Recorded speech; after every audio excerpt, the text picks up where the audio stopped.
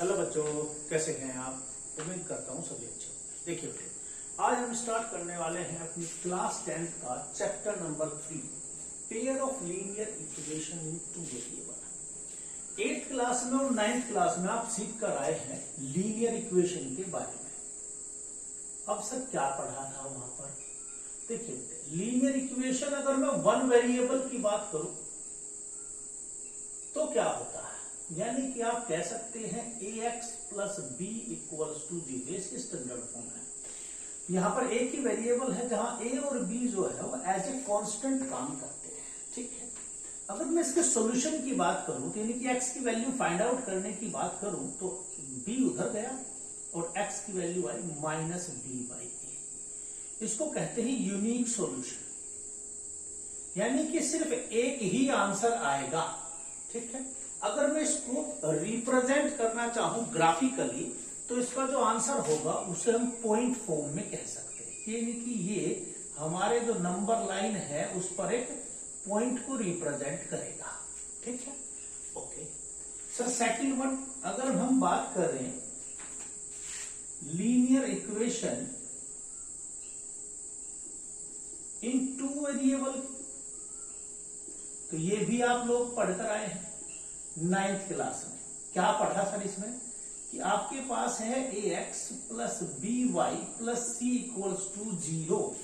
ठीक है, यहां पर क्या करते हैं, यहां पर सर y की वैल्यू फाइंड करते थे x की फॉर्म में, और फिर क्या करते थे कि सर हम क्या x के आंसर अपने पास से पुट किया करते थे और y के आंसर से निकाला करते थे। ऐसा 9th क्लास में पढ़ा है।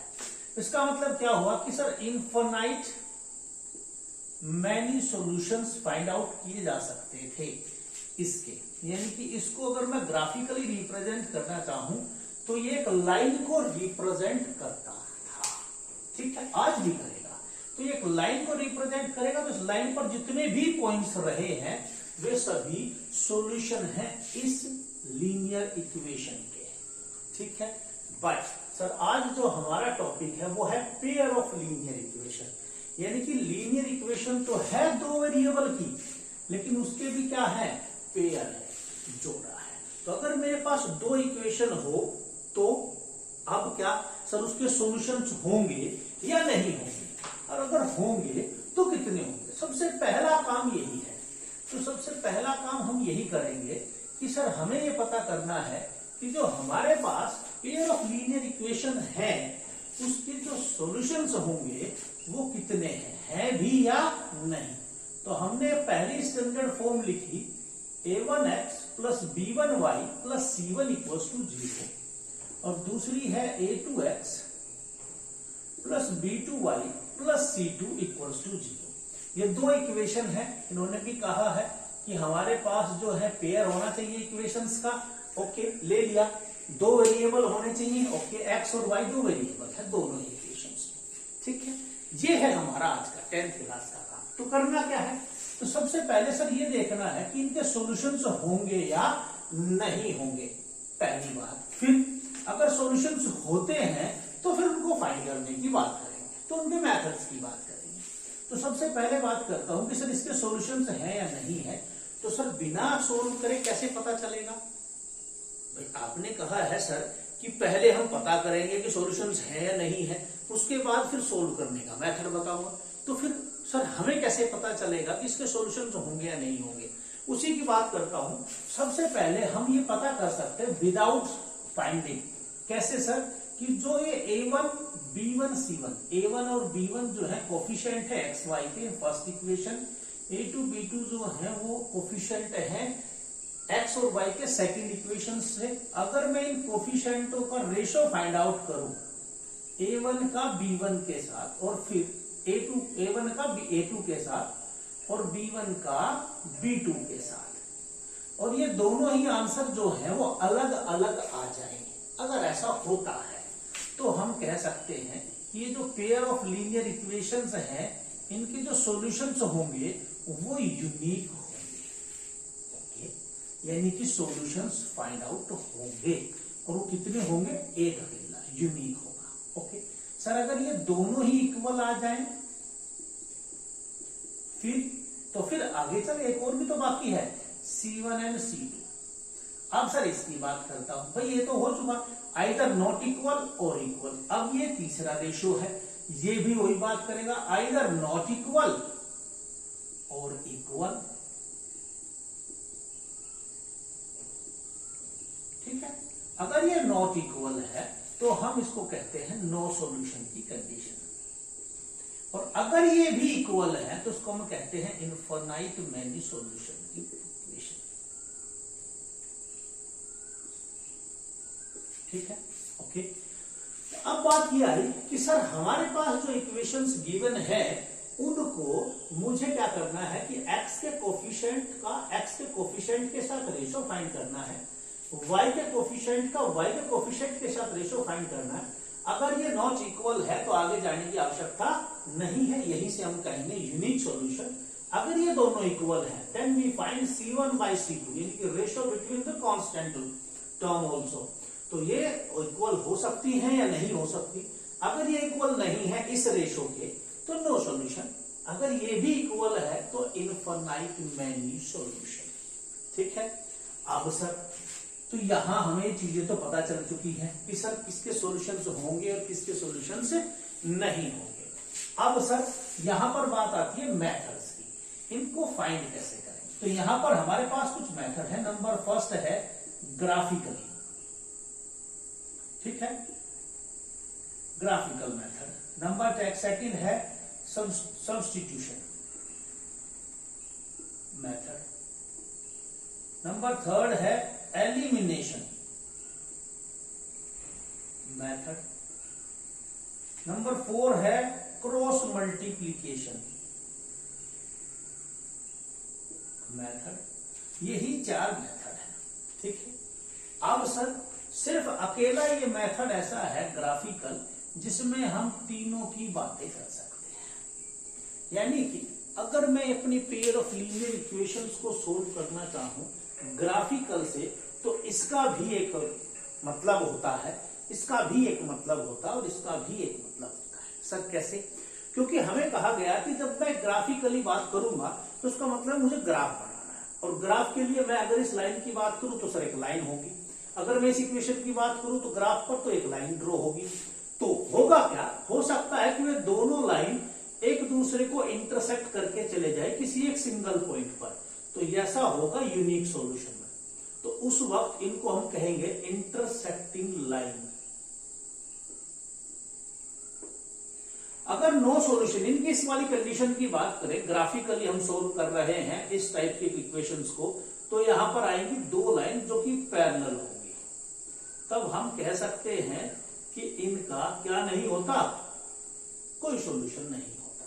अब ये है थर्ड यानी कि इनफाइनाइट मैनी सॉल्यूशन। अगर ऐसा रहा होगा तो उसका मतलब होता है एक लाइन के ऊपर से दूसरी लाइन चली जाना, इसको कहते हैं कोइंसाइड लाइन। ठीक है, तो अब सर बात करता हूं, जो पहली इक्वेशन पहली एक्सरसाइज जो है उसमें हमें क्या करना है, या तो ये चीजें चेक करनी है, ठीक है, कि किसका यूनिक सॉल्यूशन है, किसका नो सॉल्यूशन है, किसका इनफाइनाइट मैनी सॉल्यूशन है। या फिर मैं कह सकता हूं कि मेरे पास पेयर ऑफ लीनियर इक्वेशंस है, तो मुझे चेक करना है कौन सी इंटरसेक्टिंग लाइंस हैं, कौन सी पैरेलल लाइंस हैं, कौन सी कोइंसाइड लाइंस हैं।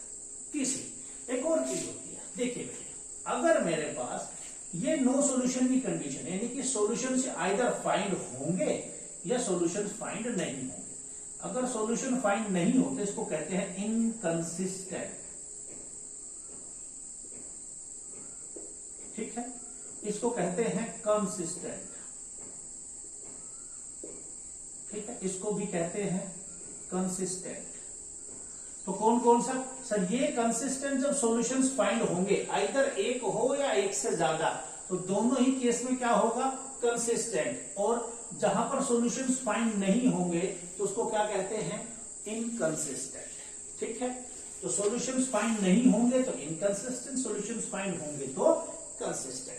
तो सबसे पहले मैं बात करूंगा इन्हीं टाइप्स की, यानी कि how can we find the solutions यानी कि unique solutions, no solutions and infinite many solution with the help of coefficients of the variables. ठीक है बेटे, तो एक्सरसाइज 3.1 में से पहले मैं उन्हीं क्वेश्चंस की बात करूंगा एंड देन उसके बाद फिर हम बात करेंगे ग्राफिकल मेथड। ठीक है बेटे, स्टार्ट करें।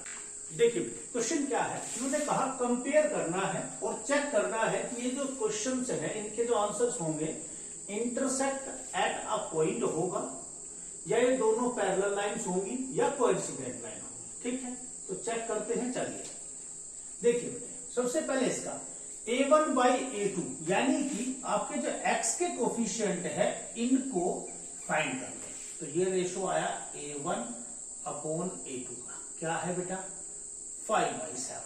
Okay sir, b1 upon b2 इसका आंसर क्या है सर -4/6।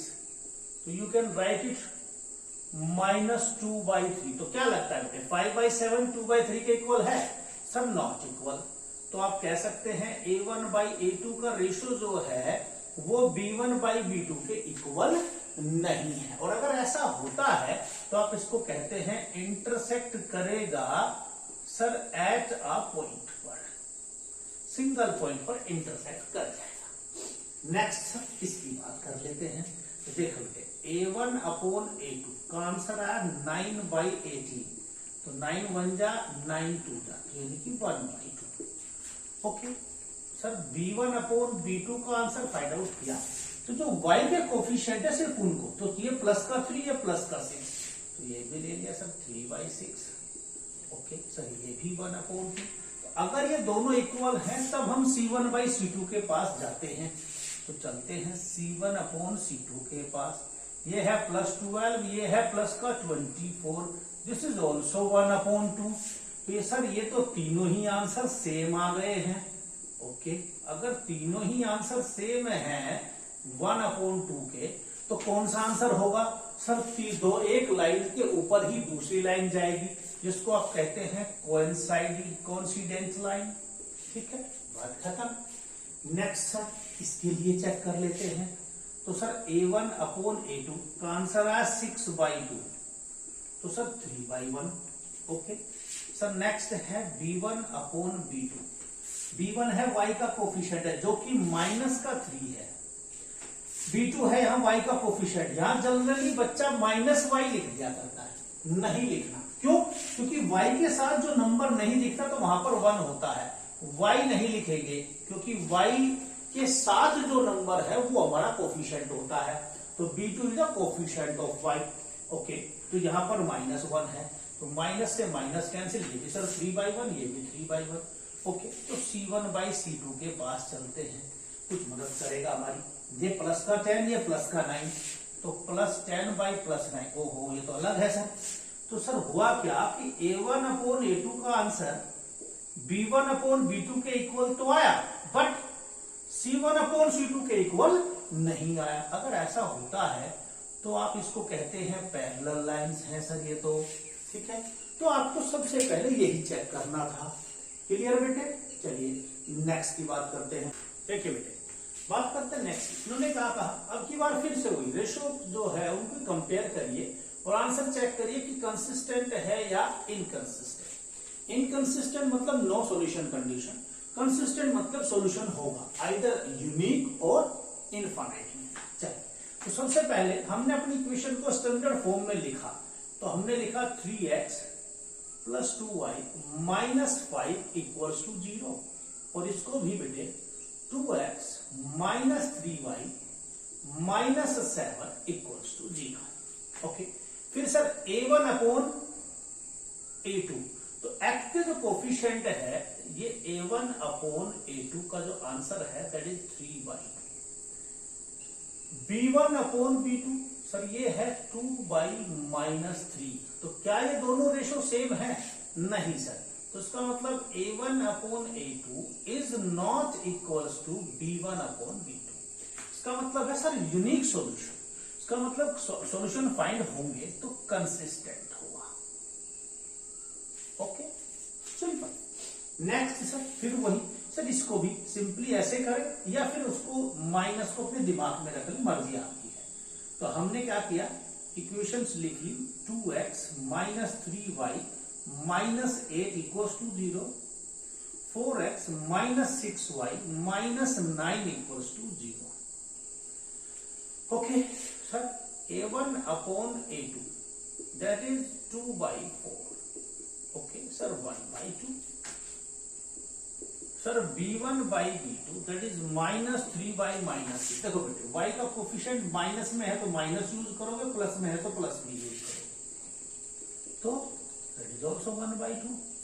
अगर दोनों इक्वल होते हैं तो c1 अपॉन c2 के पास जाते हैं, -8/-9। तो क्या ये भी इक्वल है? नहीं सर। तो हुआ क्या कि a1 अपॉन a2 इक्वल है b1 अपॉन b2 के, but not equal c1 upon c2। ऐसा होता है तो नो सॉल्यूशन। नो सॉल्यूशन मतलब इनकंसिस्टेंट। सिंपल। अब सब इसके लिए चेक करते हैं। देखो सबसे पहले 3/2x plus 5/3y minus 7 equals to 0। अब सर ये इक्वेशन तो बड़ी सिंपल सी है, ये अपॉन में है, तो क्यों ना इसको थोड़ा सा सोल्व कर सकते हो आप, अगर आपका मन है तो, ठीक है, जिससे कि आपको प्रॉब्लम ना हो। तो क्या किया मैंने, इसको 6 एलसीएम लिया और 6 से मल्टीप्लाई कर दिया।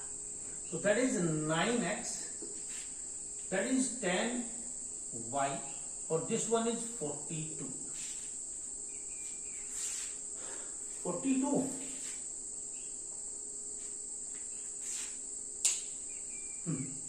ओके, क्योंकि मैंने तो 6 से मल्टीप्लाई किया ना। देखो 3 और 2 का जो एलसीएम है वो 6 है, तो यहां पर 6 की मल्टीप्लाई करी तो 2 से कैंसिल, तो 3 बचा, 3 की 3 से 9।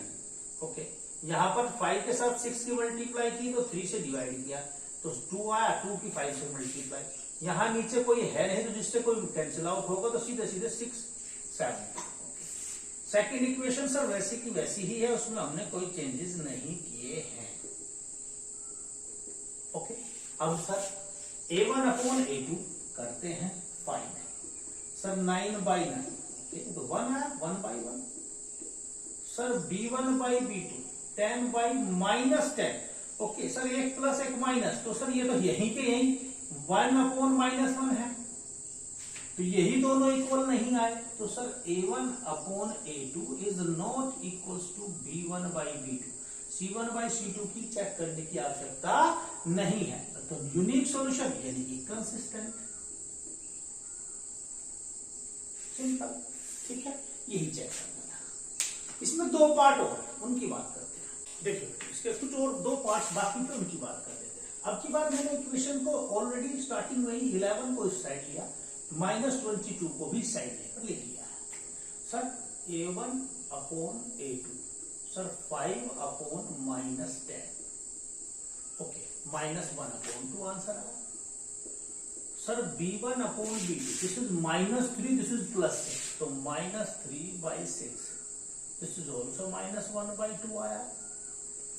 सर c/c2 दैट इज -11/22, ये भी सर -1/2 आया। तो अगर तीनों ही आंसर सेम होते हैं तो आप कहते हैं सर इनफाइनाइट मैनी सॉल्यूशन, तो उसका मतलब सॉल्यूशंस फाइंड होंगे, और अगर होंगे तो आप कहते हैं कंसिस्टेंट।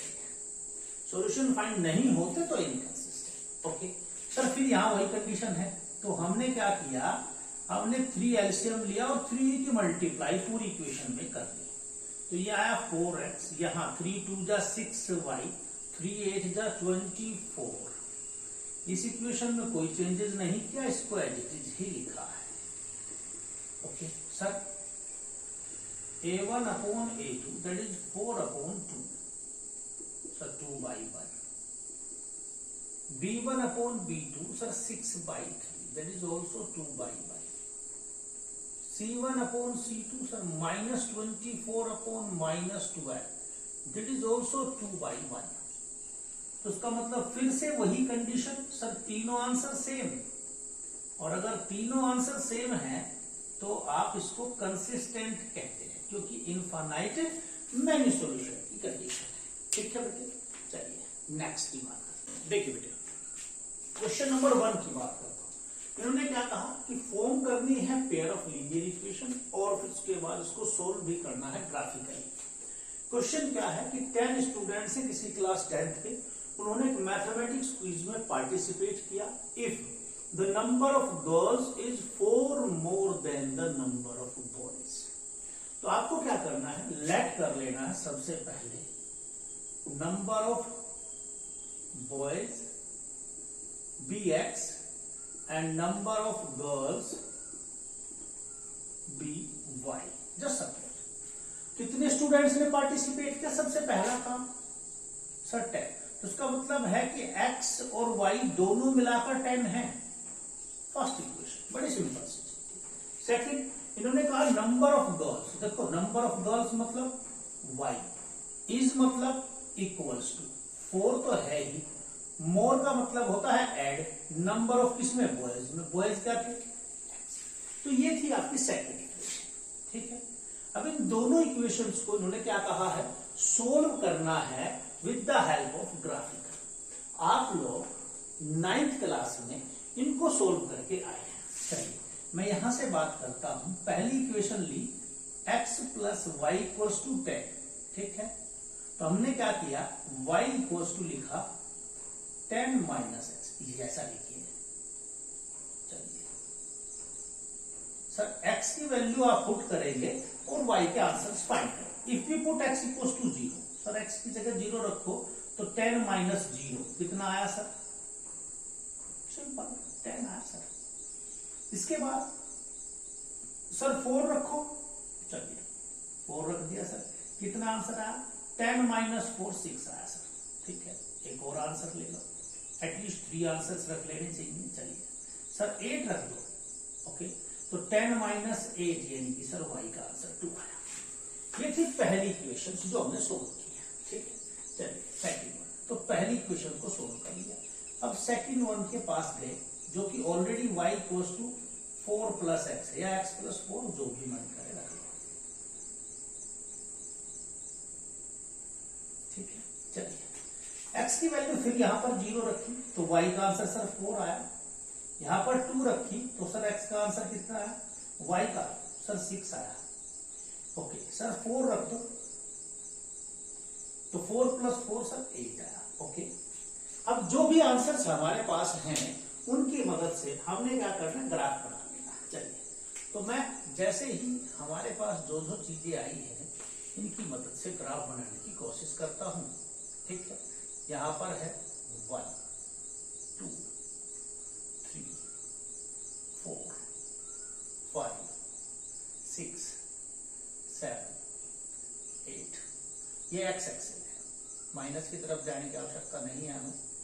1 2 3 4 5 6, ओके थोड़ा और आगे चलते हैं, 7 और 8, ठीक है। चलिए बात करता हूं, x की वैल्यू 0 तो y 10, ओहो थोड़ा ऊपर जाना पड़ेगा हमें तो भाई। चलिए थोड़ा और ऊपर ले लेते हैं इसको, 9 और दिस वन इज 10। तो पहला ही पॉइंट हमारा ये है। नेक्स्ट वन सर x की वैल्यू 4 है, y का आंसर 6, तो ये है बेटे 4 और ये है 6, तो इसके सामने आपके ग्राफ पर एक लाइन होगी ऐसे और यहां पर भी एक लाइन होगी ऐसे, ठीक है। तो ये दोनों लाइन जहां पर भी इंटरसेक्ट करेगी वही हमारा आंसर होता है। नेक्स्ट x की वैल्यू 8 और y का आंसर 2, तो अब ये y का आंसर 2 है और x का 8 है, तो यहां पर आंसर आ गया हमारा कुछ कुछ इस तरीके का, ठीक है। अब इनको मिलाते हुए एक लाइन ड्रॉ कर दो, कुछ ऐसे कि तीनों की तीनों लाइन, तीनों के तीनों पॉइंट्स जो है वो ज्वाइन हो जाए, आपकी लाइन ड्रॉ हो जाती है। पहले सेकंड सर x की वैल्यू 0 तो y 4, ओके सर ये रहा y 4। नेक्स्ट सर x की वैल्यू 2 है तो y का आंसर 6 है, ये 2 है और ये 6 है, तो कहीं कुछ ऐसा आया होगा। नेक्स्ट सर x का आंसर 4 है तो y का 8 है, सर ये रहा 4 और यहां पर कहीं 8 होगा। ओके, अब इनको ज्वाइन करते हैं, एक लाइन ड्रॉ कर दो, ठीक है। अब इन दोनों ने जहां पर भी इंटरसेक्ट किया होगा वही हमारा आंसर है। देखो इधर आप परपेंडिकुलर डालते हैं तो that is value of y, और y क्या था हमारा, नंबर ऑफ गर्ल, तो y हमारे पास आया 7। यहां से अगर आप ऐसे परपेंडिकुलर डालते हैं तो जहां पर भी ये परपेंडिकुलर आएगा, ये x एक्सिस पर आया तो ये x की वैल्यू है, that is x equals to 3। तो ये हमारे आंसर्स हैं x इक्वल्स टू 3 और y इक्वल्स टू 7। ये वो पॉइंट है, ठीक है। तो यहां पर नंबर ऑफ बॉयज जो है वो 3 होंगे इस क्विज में पार्टिसिपेट करने वाले, और नंबर ऑफ गर्ल्स होंगी हमारी 7। क्लियर बेटे। नेक्स्ट की बात, उनका सेकंड पार्ट क्या है, उन्होंने कहा 5 पेंसिल 7 पेन, 5 पेंसिल 7 पेन का जो टोटल मतलब टुगेदर जो कॉस्ट है वो 50 रुपीज है। 7 पेंसिल 5 पेन की कॉस्ट जो है वो 56 है। 1 पेंसिल और 1 पेन की कॉस्ट हमें फाइंड आउट करना, यानी कि फिर वही पहले फॉर्म करना है पेयर ऑफ लीनियर इक्वेशंस को, फिर ग्राफिकली सोल्व करना है। लेट किया cost of 1 pencil be x and cost of 1 pen be y। Okay, तो अकॉर्डिंग टू क्वेश्चन पहली इक्वेशन क्या कहती है sir, 5x plus 7y equals to 50, and the second one, so second equation है वो है sir 7x plus 5y equals to 46। दो equation है सर, ठीक है। अब सर एक एक करके सोल्व करते हैं, यानी कि फिर वो यहां पर सोल्व करेंगे, यहां पर ग्राफ फॉर्म करेंगे। तो यहां से सर मैंने इसको सोल्व किया, तो अब क्या हुआ कि sir 5x plus 7y equals to 50। तो हमने क्या किया, 5x को राइट हैंड साइड में लेकर गए, ठीक है। अब सर इसके बाद हमने क्या किया, 7 से किया डिवाइड, ठीक है। अब जनरली हमारे पास जो आंसर्स आएंगे, अब यहां पर जो आएंगे वो डेसिमल्स की फॉर्म में आ सकते हैं, ठीक है। या फिर थोड़ा सा कोशिश करेंगे तो हो सकता है क्लियर किया जाए, तो कोशिश करेंगे अपनी तरफ से जैसा भी हो सकता है।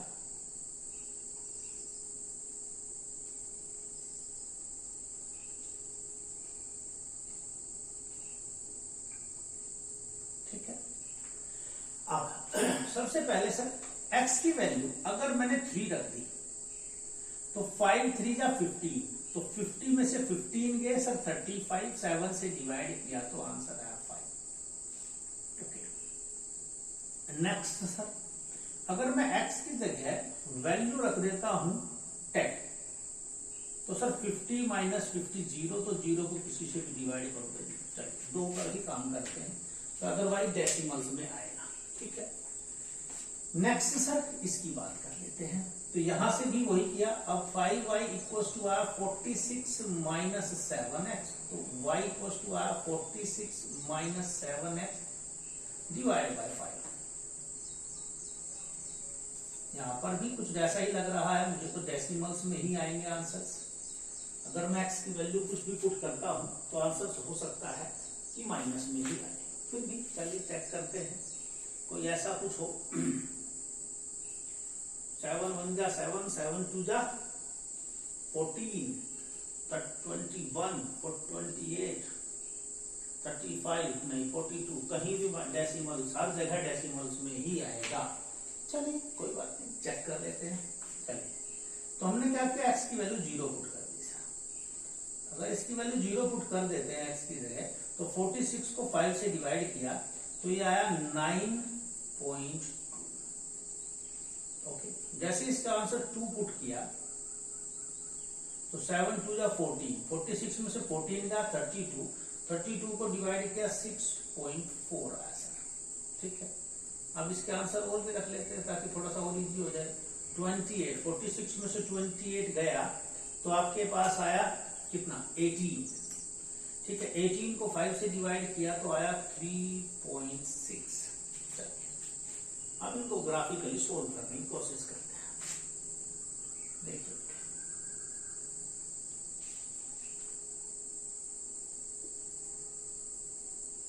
ठीक है,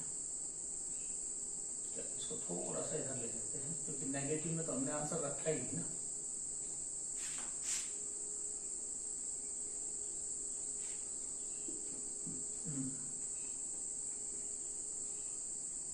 1 2 3 4 5 6 7 8 9 10। आपके पास ग्राफ जो पेपर होगा, ग्राफ की जो कॉपी होगी, उसमें ये आपके पास जो 10 स्मॉल ब्रैकेट्स होते हैं, वहां पर एक थोड़ा गाड़ी लाइन होती है, वहीं पर आपको 1 लिखना है। 1 2 3 4 5 6 7 8 9 और फिर 10। ठीक है, चलिए ग्राफ बनाते हैं इसका। x की वैल्यू 3 है तो y का आंसर 5। ये रहा 3 आपका और ये रहा 5। यहां से जाएगा ऐसे एक लाइन, यहां से आएगी एक लाइन ऐसे नीचे, जहां पर भी इंटरसेक्ट करेगी हमारा पॉइंट होगा। सेकंड x का आंसर 10 है, y का 0 है, तो ये आपका सेकंड पॉइंट। ओके, तो पहला पॉइंट आपका ये है और दूसरा पॉइंट आपका ये। तो मैंने इसको सिर्फ पॉइंट तक जाने के लिए लाइन ड्रॉ की। आपके पास ग्राफ पर लाइन ड्रॉ होती है ऑलरेडी। ठीक है, दोनों को ज्वाइन कर देता हूं।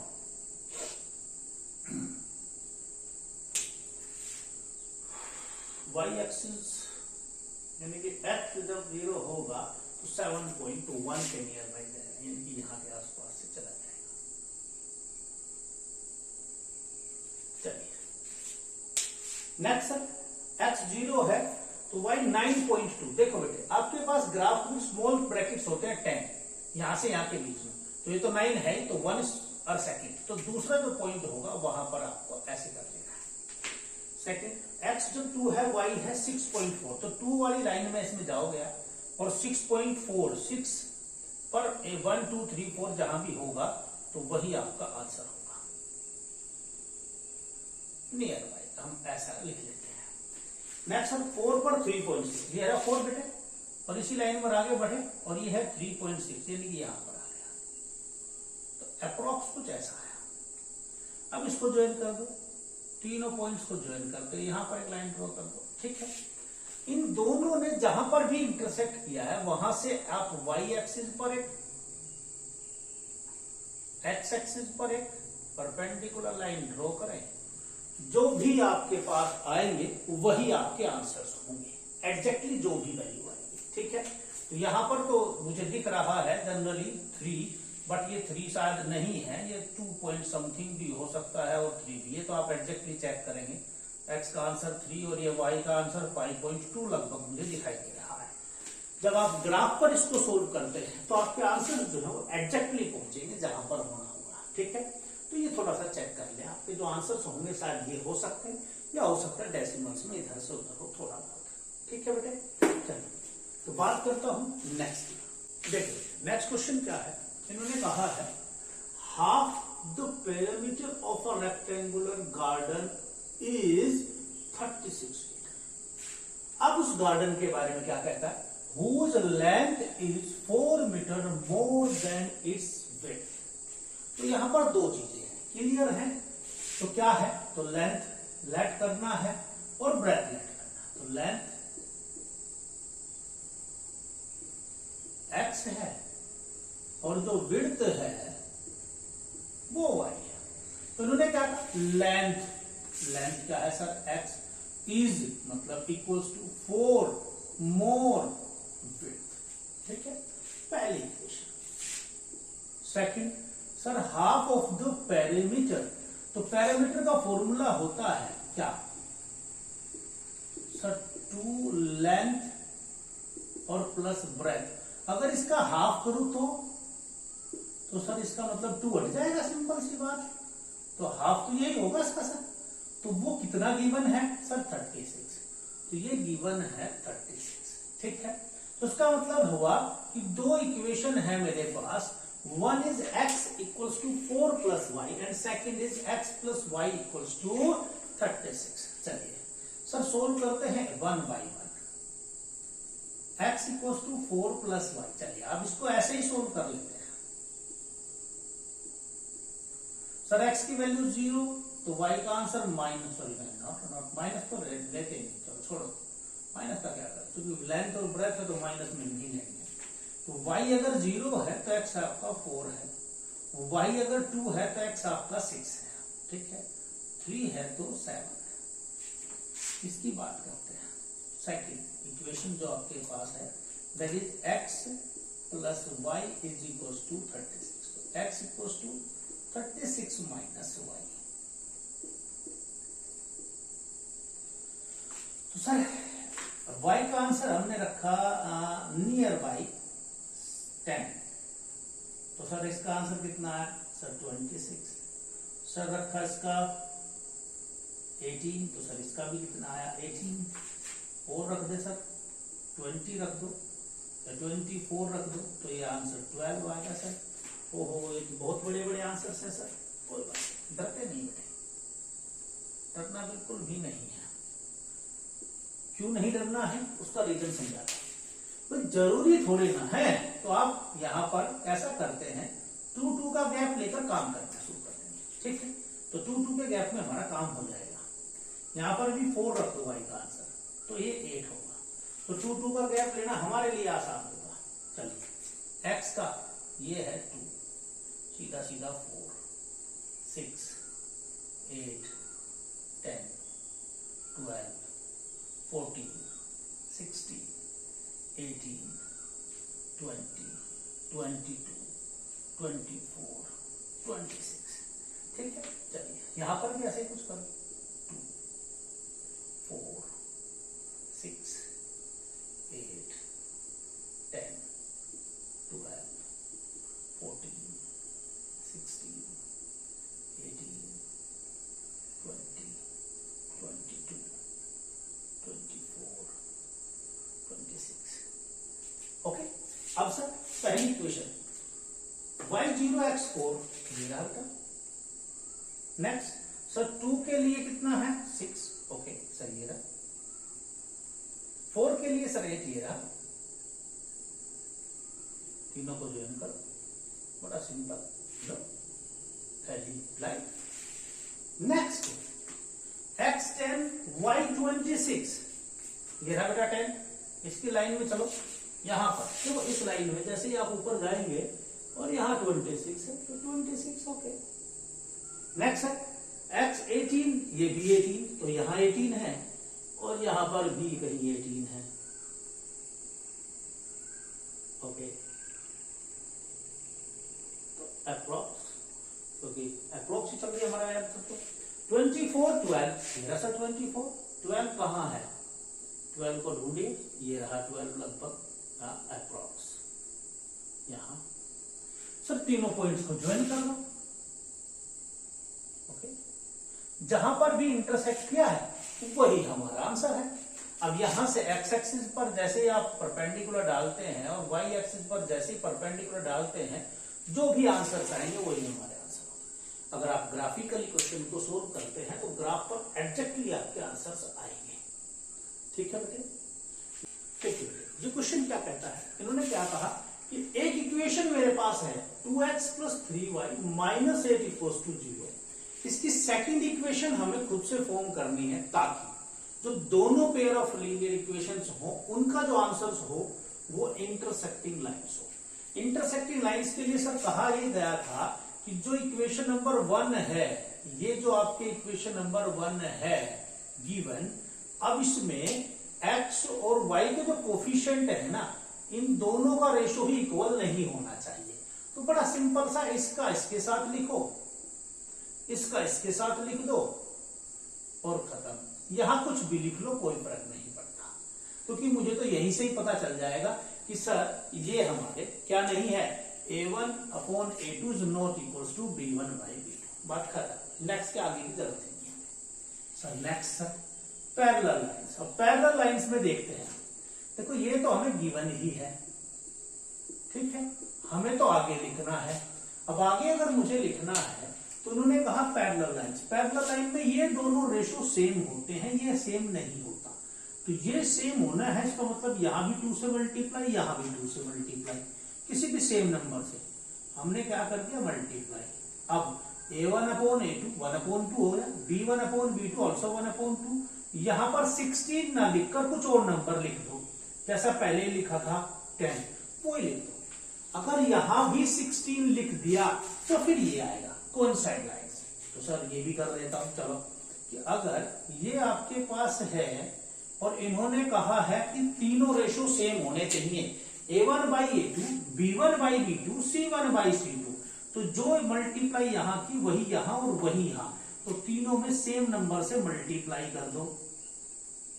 लो अब A1/A2 यानी कि 1/2, B1/B2 ऑल्सो 1/2, ये भी 1/2। अब ये हमारा क्या हो गया, कोइंसाइड। तो हमें सिर्फ यही करना था, ठीक है बेटे। नेक्स्ट की बात है, सेम होने चाहिए A1/A2, B1/B2, C1/C2, तो जो मल्टीप्लाई यहां की वही यहां और वही यहां, तो तीनों में सेम नंबर से मल्टीप्लाई कर दो। लो अब A1/A2 यानी कि 1/2, B1/B2 ऑल्सो 1/2, ये भी 1/2। अब ये हमारा क्या हो गया, कोइंसाइड। तो हमें सिर्फ यही करना था, ठीक है बेटे। नेक्स्ट की बात, क्वेश्चन क्या है, इन्होंने कहा है ड्रॉ करना है ग्राफ किस किस का, sir x minus y plus 1 equals to 0 एक लाइन है। चलिए इसके पॉइंट्स फाइंड कर लेते हैं सर, आसान है। x की जगह जैसे 0 रखा तो y उधर चला गया, तो यानी कि हम लिख सकते हैं x plus 1 equals to y. x की जगह 0 रखा तो y हमारा 1 आया, 1 रखा तो 2। ओके सर, सेकंड इक्वेशन क्या है, सेकंड इक्वेशन है sir 3x plus 2y minus 12 equals to 0। यहां से आया सर 2y इक्वल्स टू 12, उधर गया पॉजिटिव, ये नेगेटिव, तो 12 minus 3x divide by 2। Okay sir, x का आंसर 0 रखा तो 12 माइनस 0 12 होता है, डिवाइड बाई 2 यानी कि 6। ओके 2 रखा तो 3 2 जा 6, 12 में से 6 गया तो आपका 6 को 2 से डिवाइड किया तो 3। ओके सर, इन दोनों को हमने क्या किया, ग्राफ बनाने की कोशिश की।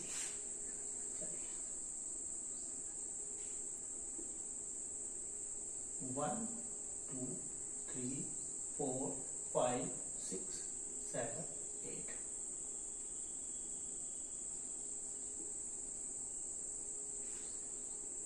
वन 2 3 4 5 6 7 8।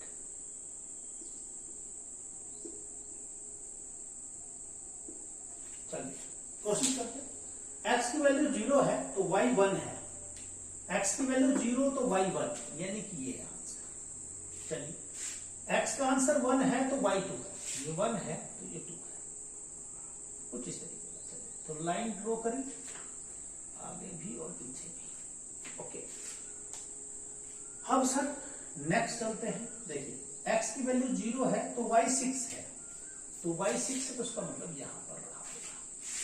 2 है इसका आंसर तो y का आंसर 3, ये 2 है और ये 3 है, तो लगभग कुछ ऐसा रहा होगा।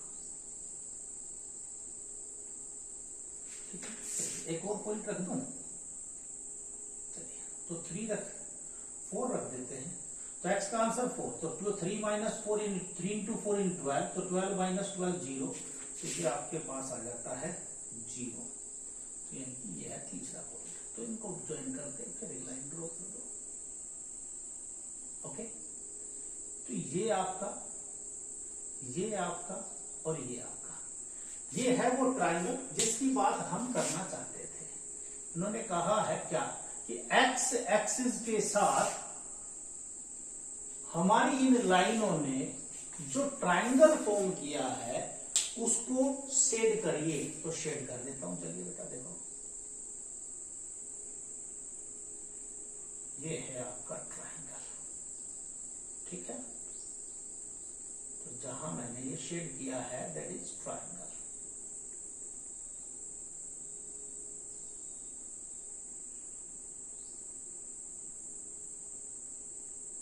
ओके ये है ट्रायंगल। अब इसके साथ कोऑर्डिनेट चाहिए, चलिए कोऑर्डिनेट की बात करता हूं।